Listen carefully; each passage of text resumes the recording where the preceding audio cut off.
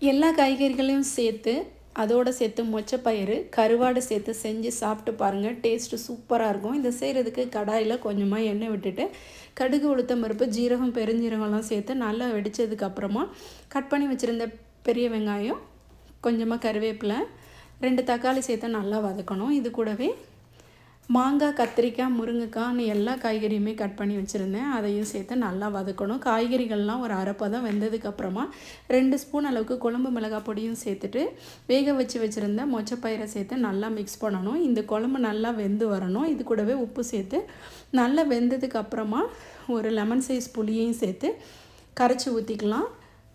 அரை முடி தேங்காவையும் அரைச்சி ஊற்றி நல்லா மிக்ஸ் பண்ணி குழம்பு தப்புனாப்பில் வந்ததுக்கப்புறமா ஒரு கைப்பிடி அளவுக்கு நெத்திலி கருவாடையும் கழுவி சேர்த்து இறக்கிட்டோன்னா டேஸ்ட்டு சூப்பராக இருக்கும்.